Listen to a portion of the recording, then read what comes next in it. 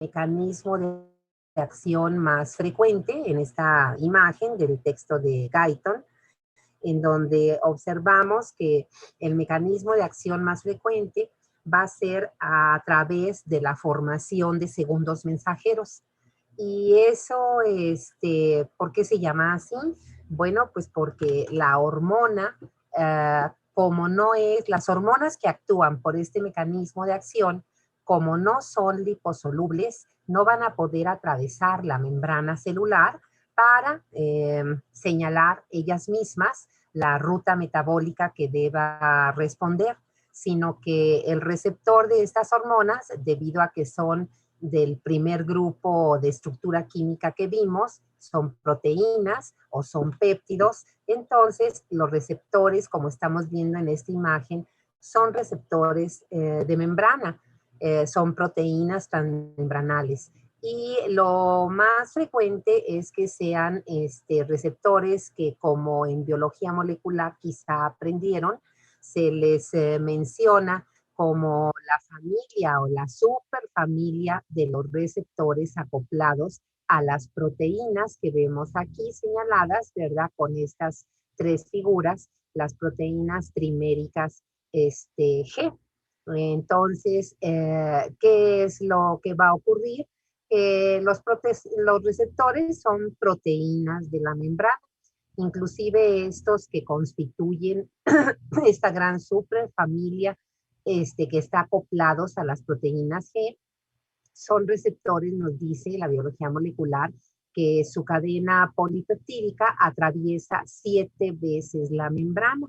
Aquí podemos contar, ¿verdad?, si eso se cumple, y claro que lo observamos y si se cumple. Por otra parte, esos receptores, la zona de unión o el sitio de unión a la hormona está en el lado extracelular, como se ve en la figura del medio. Y la parte intracelular, pues es la que está acoplada a la proteína trimérica G. ¿Qué ocurre si la hormona llega y se une al subreceptor?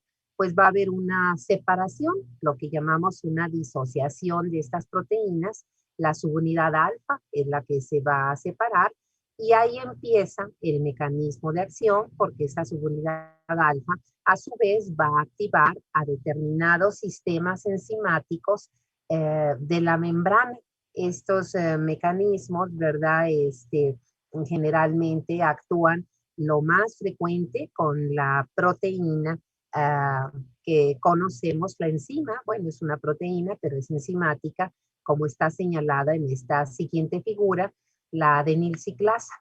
Entonces, el mecanismo de acción de este primer grupo, así le llamamos, hormonas que actúan por segundos mensajeros, ¿verdad? ¿Y quiénes son esos segundos mensajeros? Pues el más abundante es este que tenemos señalado aquí con esta flecha roja, que es el AMP cíclico, que también le denominamos como el 3', 5' AMP. Y la manera como se produce este segundo mensajero es precisamente lo que está representando la figura. Le podríamos poner aquí pues una serie de números para que fueran los pasos por los cuales estas hormonas actúan. Y el primer paso, como lo tenemos, pues sería la formación del complejo hormona-receptor. El segundo paso es la disociación de la proteína G, específicamente la subunidad alfa, ¿verdad? Y esa subunidad alfa, obviamente en el tercer paso, va a activar a esta enzima de la membrana, la ciclasa de adenilo o adenilciclasa. Y bueno, esa enzima en este tercer paso, al estar activada por la subunidad alfa, va a formar el segundo mensajero, el AMPC o CMP, porque pues aquí es el texto de las figuras que le estoy poniendo, es el texto en inglés. Entonces es CMP, CAMP o AMPC, que también le decimos 3', 5' AMP. Y se forma a partir del ATP intracelular, que ya conocemos que todas las células, ¿verdad?, tienen un cierto almacén de reserva intracelular. ¿Cuál es el cuarto paso? El cuarto paso sería cuando este segundo mensajero, ¿verdad? Va a activar a un sistema enzimático que la célula tiene en su citosol, ¿verdad? Tiene el sistema que llamamos la PKA, con iniciales mayúsculas, que también le decimos la PCA, que es la proteinquinasa o proteincinasa A. Y claro está que esa enzima, al ser una sinasa, pues lo que hace o lo que ejecuta como acción es lo que estamos observando aquí en esta ecuación, ¿verdad? Lo que va a hacer es fosforilar a otras proteínas de la célula. Y cuando esas proteínas se fosforilan, pues entonces se desarrolla la respuesta celular, la respuesta a la hormona, la respuesta hormonal. ¿Qué hormonas actúan mediante este mecanismo? Pues decíamos que el mismo texto de Guyton nos da unas tablas. Y aquí tenemos, ¿verdad?, que las que ocupan, como podemos leer en el pie de figura, al AMP cíclico, al sistema de la adenisciclasa AMP cíclico como el segundo mensajero, pues son la gran mayoría, ¿verdad? Aquí tenemos, por ejemplo, hormonas que son de el hipotálamo. Bueno, pues si ubicamos, aquí tenemos a esta que está en la renglón 5, ¿verdad? Como la hormona liberadora de corticotropina, la CRH, ¿verdad? Pues es una hormona hipotalámica. Y luego tenemos a muchas hormonas adenohipofisarias, que es lo que empieza la lista. La adrenocorticotropina o corticotropa, que es la ACTH. Pero también tenemos a las dos gonadotropinas, ¿verdad? Que es la folículo estimulante y la luteinizante, ¿verdad? También tenemos más abajo a la TSH, ¿verdad? Aquí tenemos arriba de la TSH la somatostatina. Bueno, pues esa es una hormona hipotalámica. Es la hormona inhibidora de hormona del crecimiento, ¿sí? Y fíjense cómo está también, ¿verdad? La angiotensina 2, la calcitonina, las catecolaminas cuando actúan sobre el receptor beta, no alfa, ¿verdad? Y tenemos a hormonas, ¿verdad? Por ejemplo, aquí abajo la última que ya conocimos, la vasopresina, que también es una hormona hipotalámica cuando actúa sobre el receptor B2. Esto es muy importante de esto último, de señalar que la vasopresina se actúa en el receptor B2, actúa por este mecanismo, porque es cuando actúa con efecto antidiurético. Aquí debieron de haberle puesto para ayudarnos al aprendizaje en lugar de vasopresina ADH, ¿verdad? Porque es la antidiurética. Y es cuando actúa en el receptor B2 en, ¿verdad? Esas células epiteliales de la nefrona distal, túbulo distal final y tubo colector.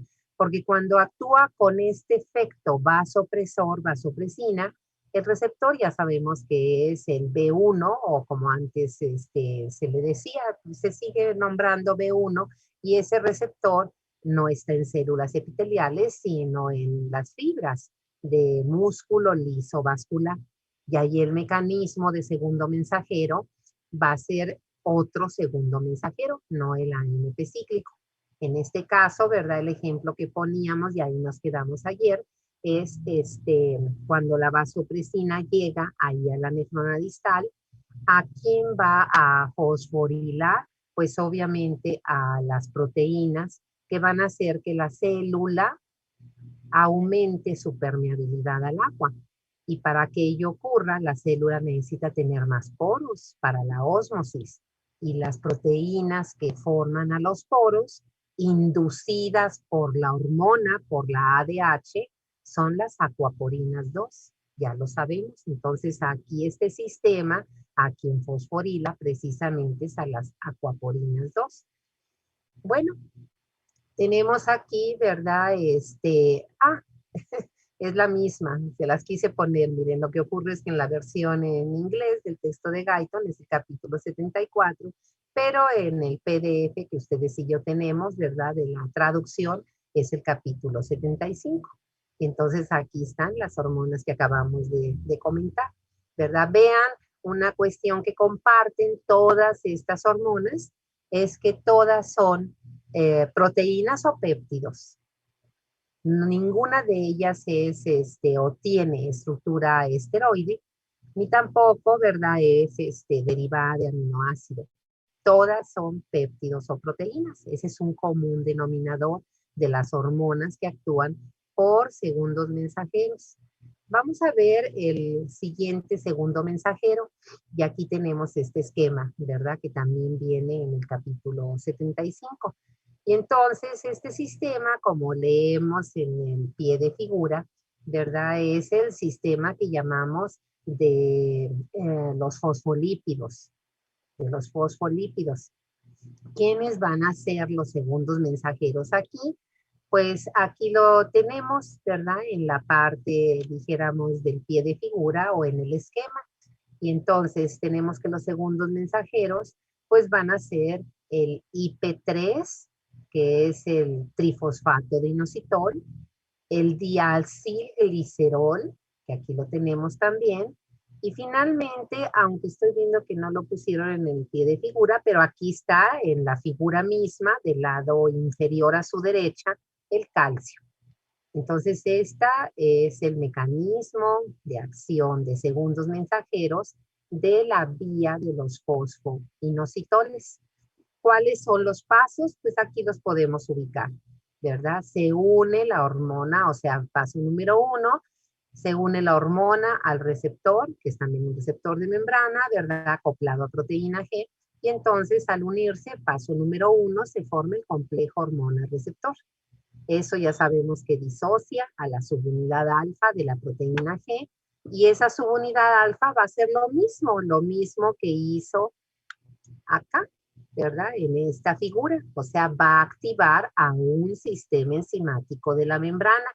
En este caso, el sistema enzimático es el que estamos viendo, es la P con mayúscula LC, que lo leemos así, la fosfolipasa C.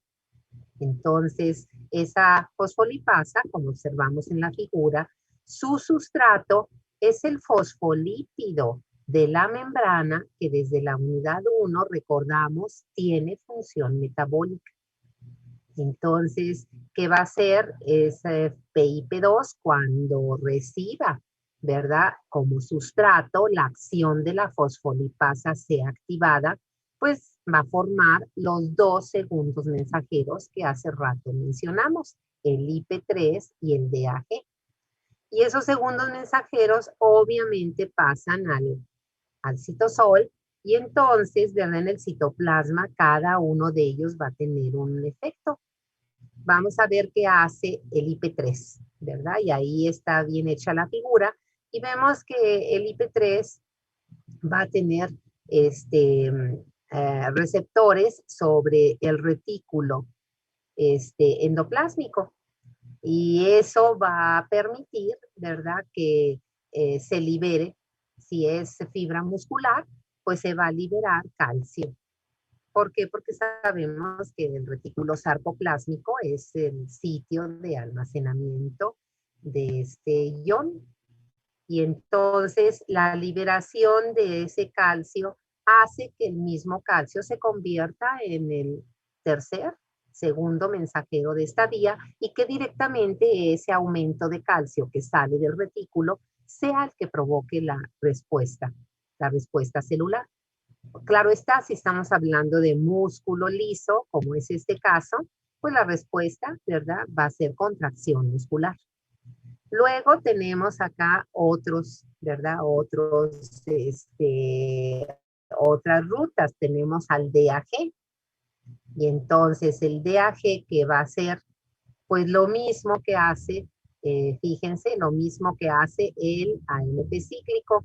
Va a activar una sinasa, un sistema de sinasa, que ya la célula lo tiene. Y ese sistema de sinasa ahora no es la PCA o la PKA. Acuérdense que esa letra final indica quién la activa.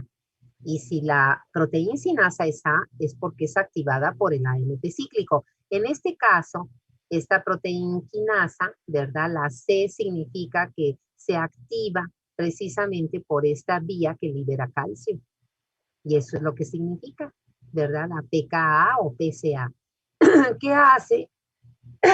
Perdón, pues ya sabemos que si es sinasa o quinasa, fosforila.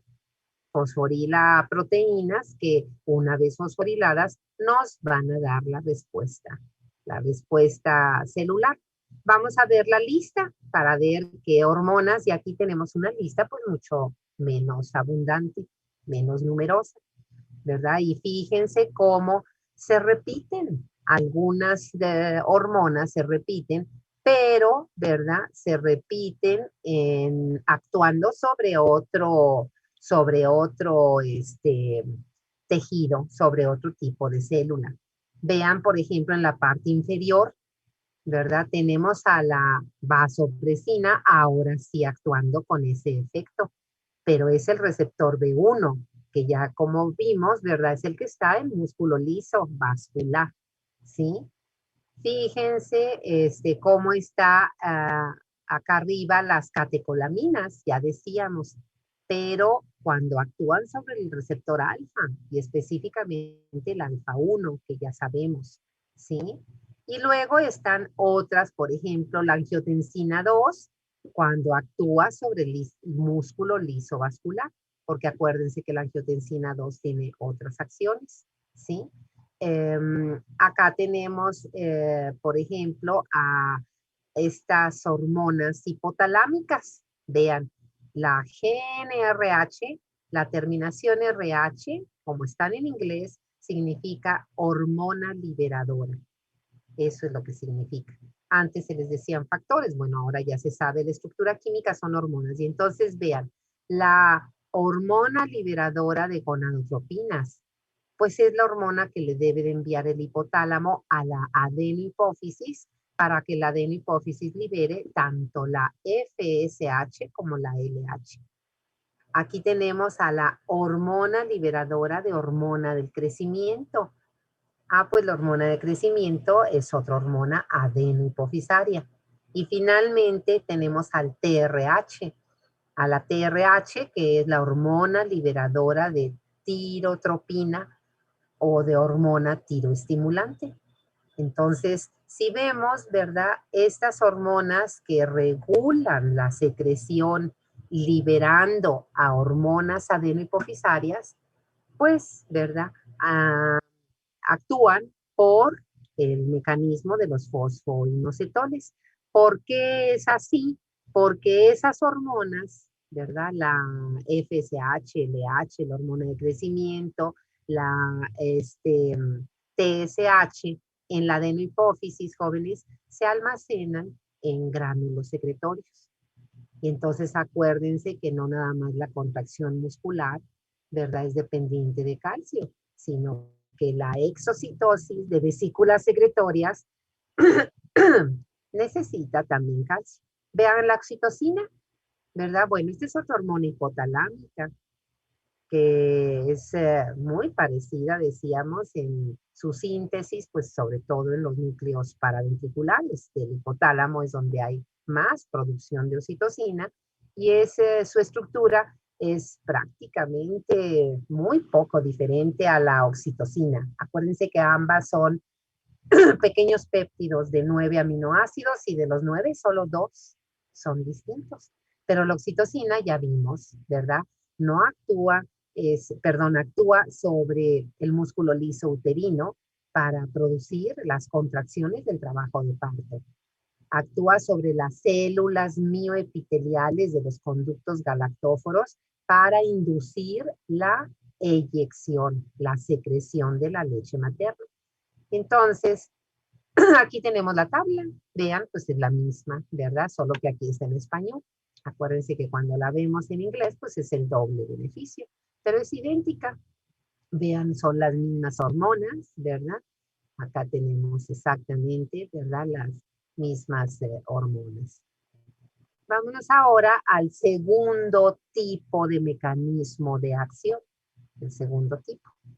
Y el segundo tipo, jóvenes, es a través de, podemos llamarle, la activación de genes, la activación de genes. Entonces ya no son hormonas que actúan por segundos mensajeros, sino son hormonas, ¿verdad?, que actúan activando la transcripción genética.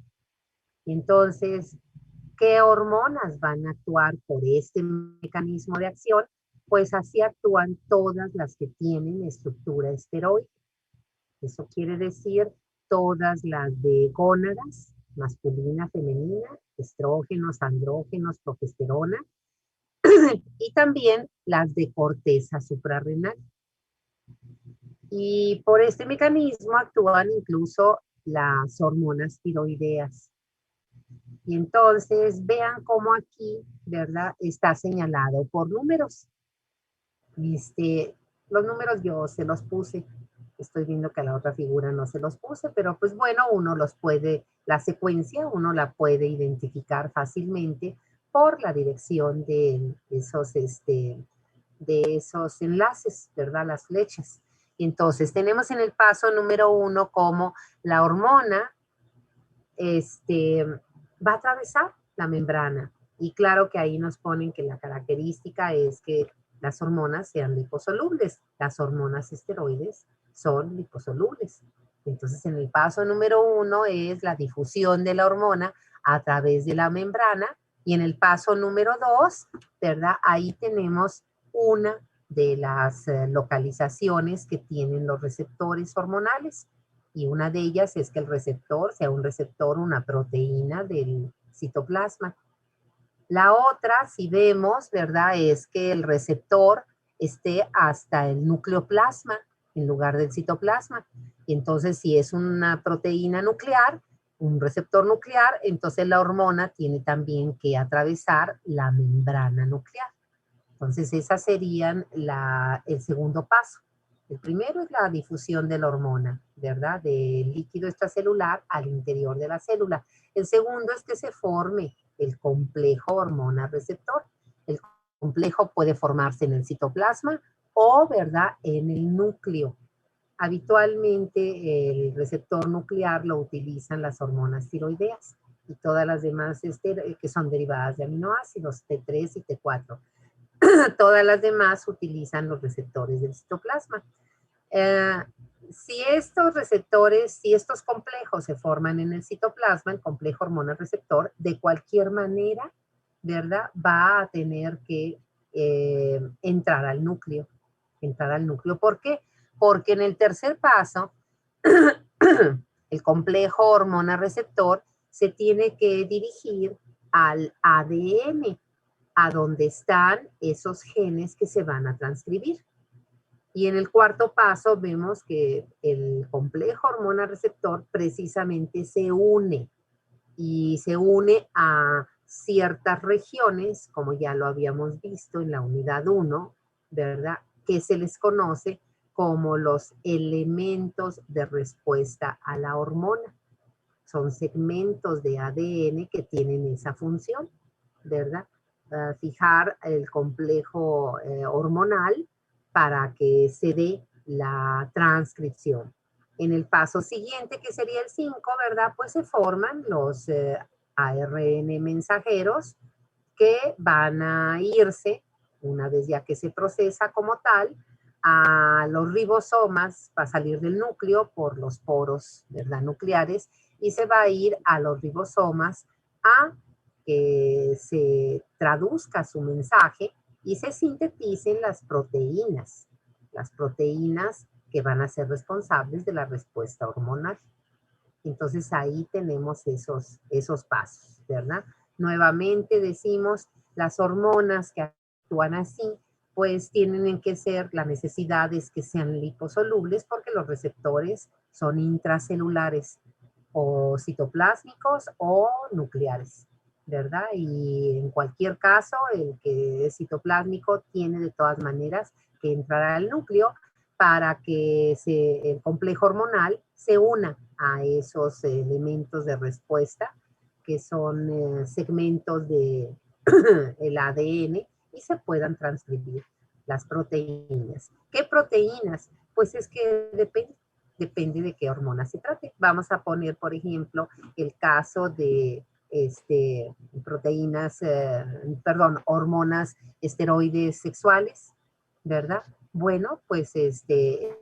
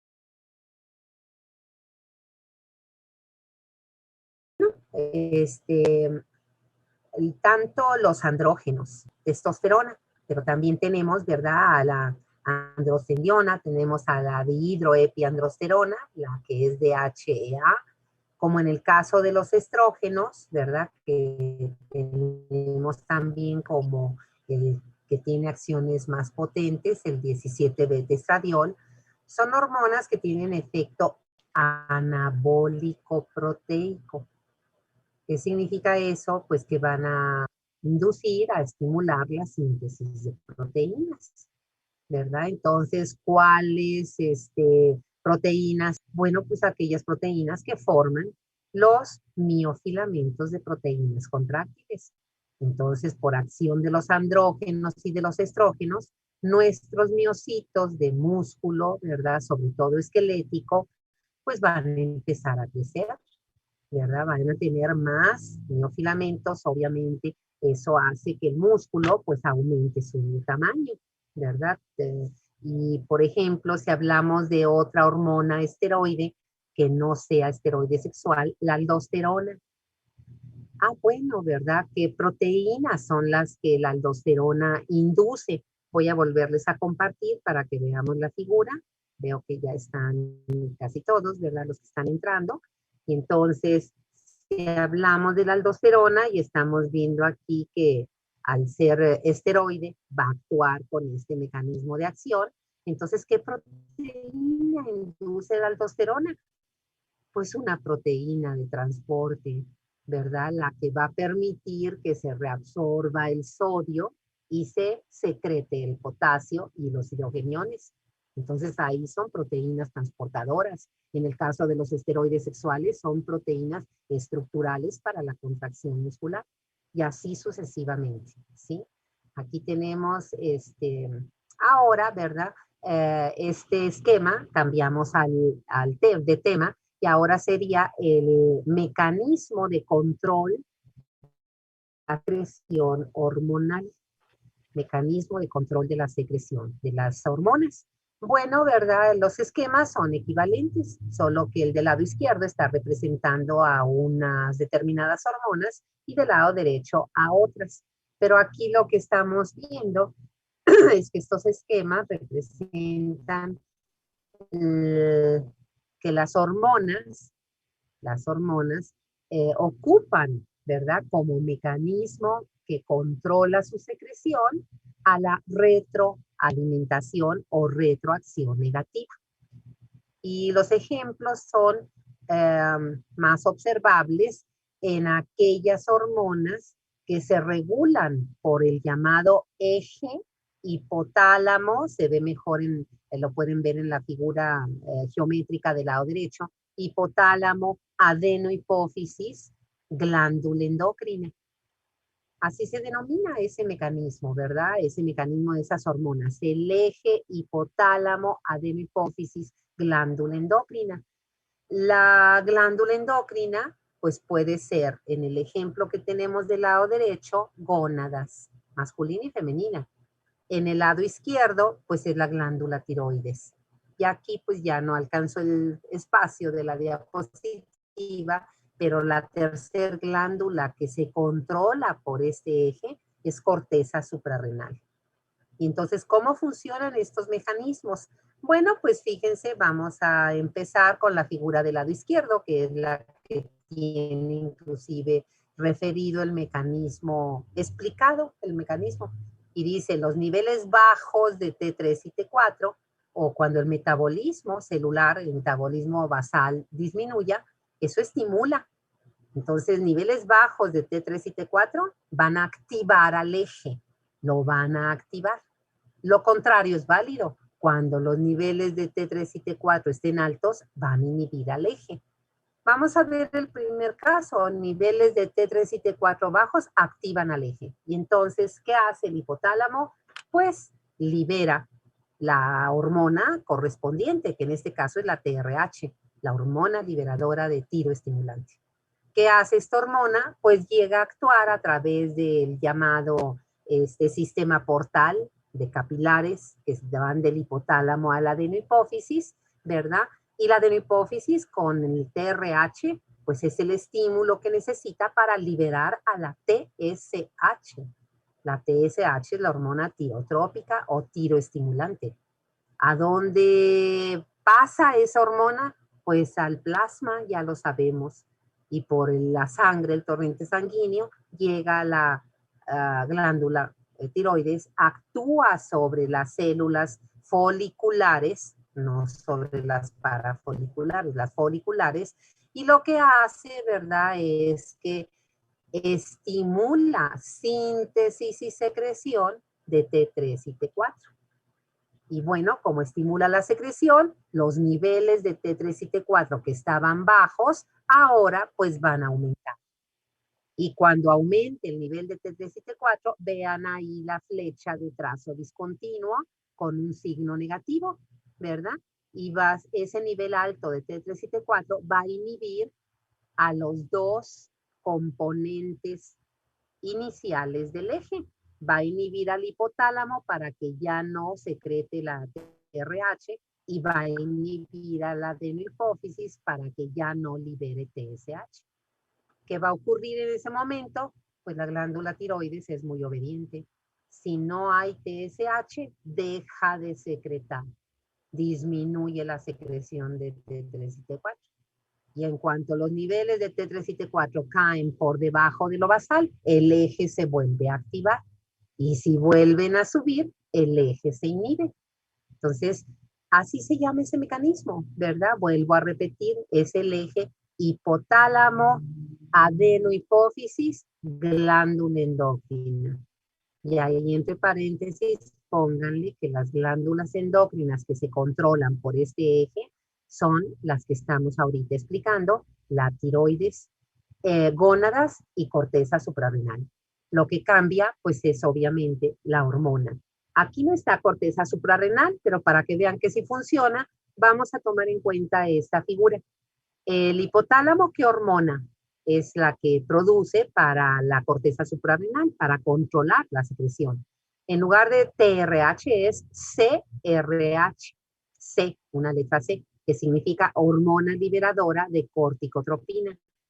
Otra vez esta hormona, a través del sistema portal hipotálamo hipofisario, baja a la adenopófisis. Y ahí, ¿qué va a hacer? Liberar a la ACTH, que es la hormona adrenocorticotropa o corticotropina. Se va a la sangre, ¿verdad? Secretada y por el torrente sanguíneo llega a la corteza suprarrenal. Y bueno, aunque pueda actuar en las tres capas de la corteza suprarrenal, sin lugar a dudas el sitio más importante de acción es la zona fasciculada. Si vieron la histología, pues esta es la zona intermedia.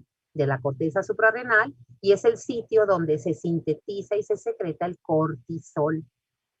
Y esa es la función de ese eje. El eje hipotálamo, adenohipófisis, corteza suprarrenal es para controlar. Es el mecanismo más importante, ¿verdad? Que controla la síntesis y secreción del cortisol. Y funciona igual que este. Si el cortisol está elevado, el eje se inhibe. Si el cortisol está disminuido, el eje se estimula, ¿verdad? Y del otro lado, pues también las gonadotropinas, ¿verdad? Pues funcionan igual, ¿verdad? Funcionan igual. Aquí la hormona del hipotálamo, pues es la hormona liberadora de gonadotropinas, que es la que vimos hace rato como GN, una G mayúscula N, RH. Y la adenohipófisis, pues libera las dos. Primero la FSH y luego la LH. Y eso hace que gónadas sintetice, ¿verdad? Las esteroides sexuales. En el caso de los hombres, ya sabemos, andrógenos. En el caso de nosotras las mujeres, estrógenos y progesterona, ¿verdad? Así es ese mecanismo. Hay otro mecanismo, el segundo mecanismo de control de la secreción hormonal está representado en estas figuras. Le decimos que este mecanismo controla la secreción mediante la concentración de un componente o parámetro del plasma. Entonces, el anterior fue el eje hipotálamo, adenohipófisis, glándula endocrina, y ese eje se regula por retroacción o retroalimentación negativa. El segundo mecanismo de control es lo que representan estas dos figuras. Es mediante la concentración de un componente del plasma o un parámetro del plasma. Vamos a ver, por ejemplo, estos dos ejemplos. Aquí tenemos al calcio, a la calcemia.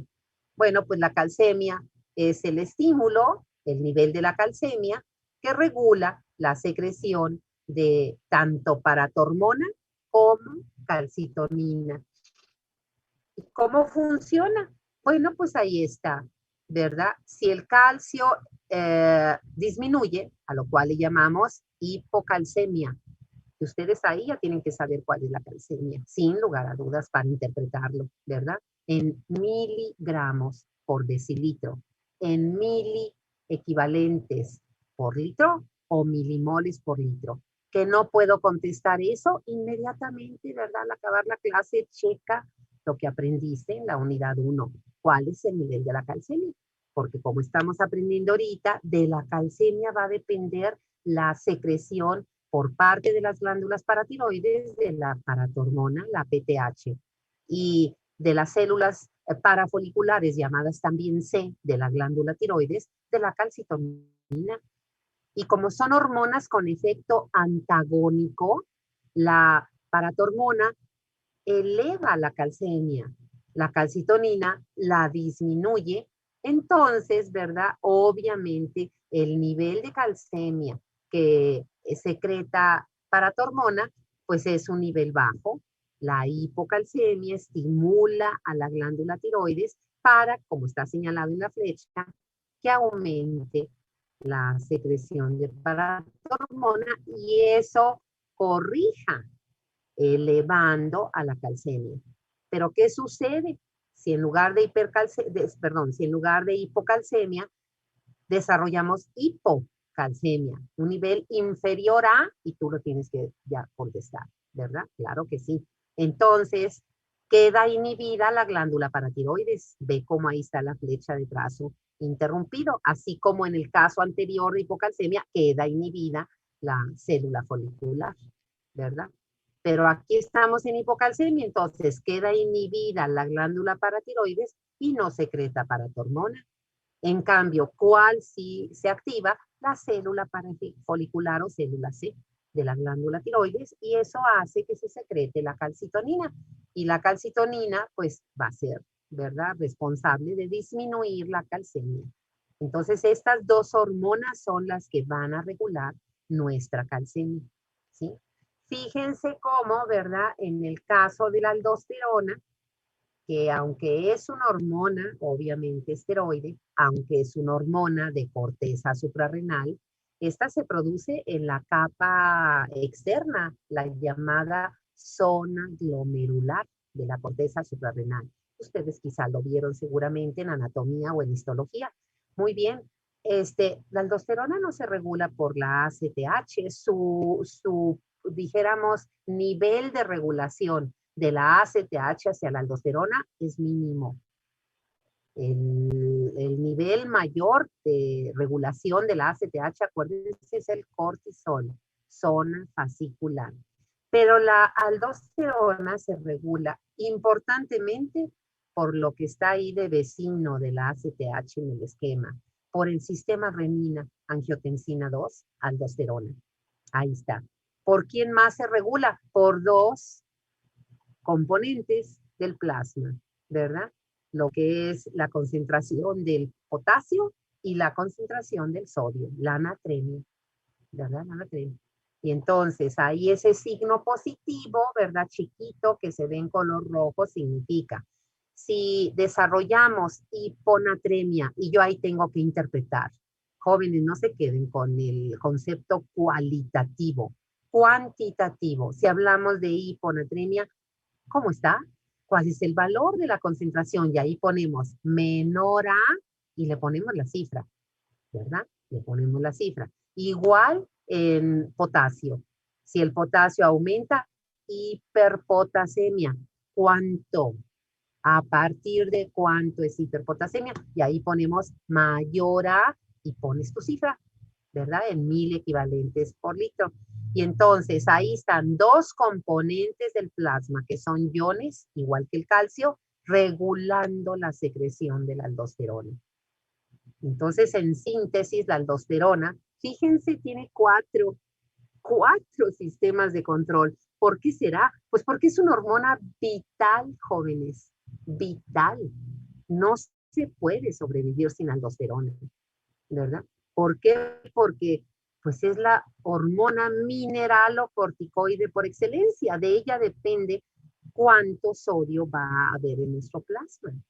Y acuérdense que el sodio como principal soluto osmótico, pues el sodio va a determinar cuánta agua va a permanecer en nuestro plasma, en nuestra volemia. Y claro que eso, ¿verdad? Va a determinar mi volemia, mi retorno venoso, mi gasto cardíaco, mi presión arterial. Y fíjense cómo de ahí ya puede uno deducir. ¿Qué le va a pasar a un paciente que tenga insuficiencia renal y por lo tanto, si es primaria, la insuficiencia renal significa que la corteza suprarrenal está dañada? ¿Por qué? Pues a lo mejor por un proceso autoinmune.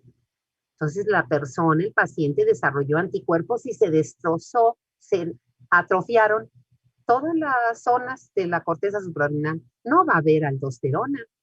Entonces, ¿cuál es la consecuencia? Aplica tu fisiología renal.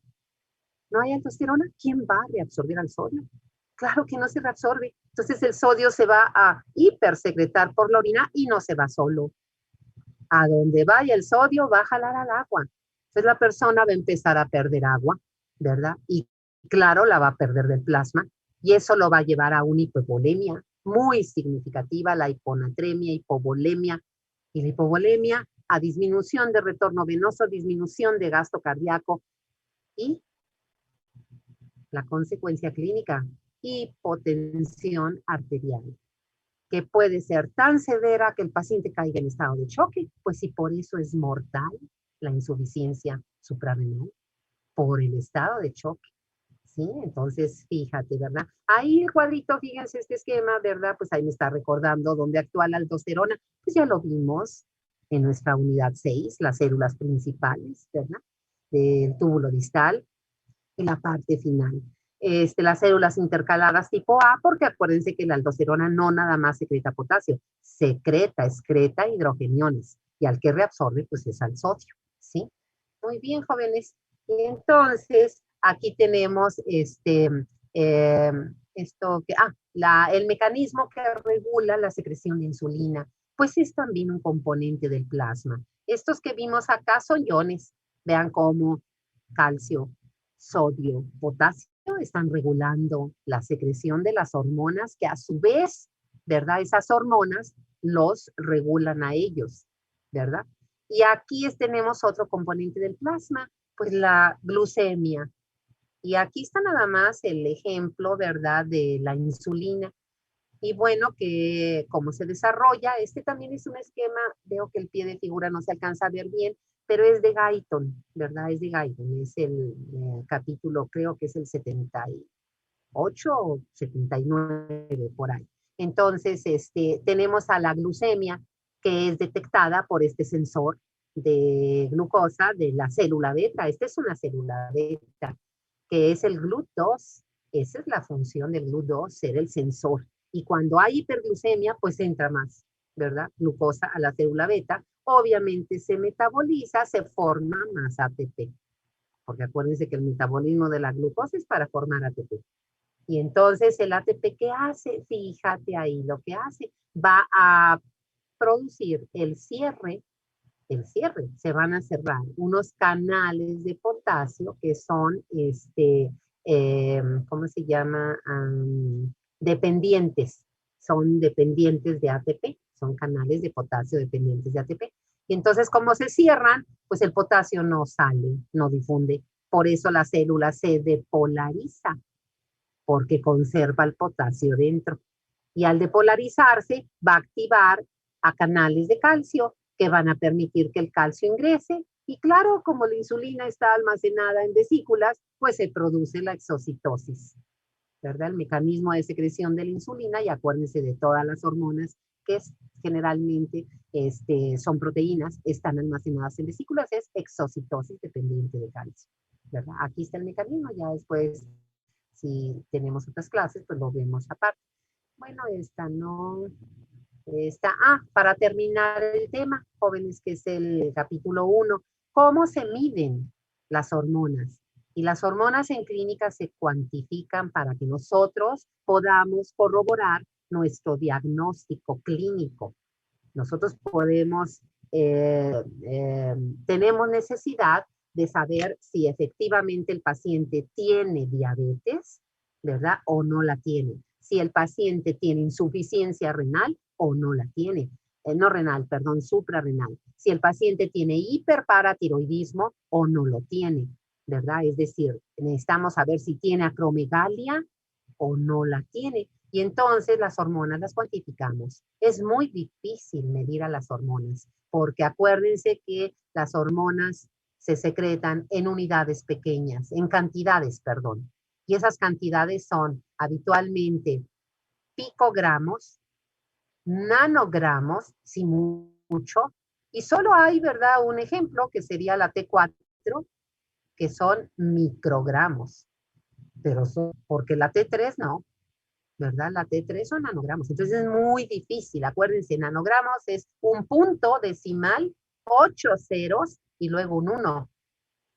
Es, ¿verdad? 1 por 10 a la menos 9. Eso es un nanogramo. ¿A cuánto equivale un picogramo? Pues si ya lo sabes, qué bueno. Que no lo sé, otra vez póntelo ahí de pendiente. Revisa tus equivalencias, ¿no? A veces las hormonas se cuantifican en unidades internacionales, por ejemplo, la insulina, la paratormona, ¿verdad?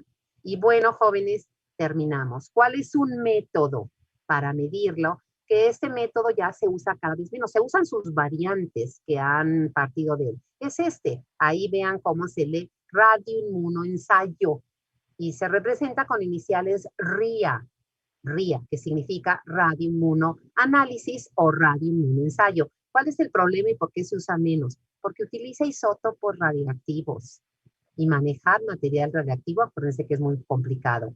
Y por eso esto surgió desde la segunda mitad del siglo pasado, el radioinmunoanálisis. Y ahora, ¿verdad? Años después surgió este método que es el llamado ELISA. ELISA, así como se ve el P de figura, ¿verdad?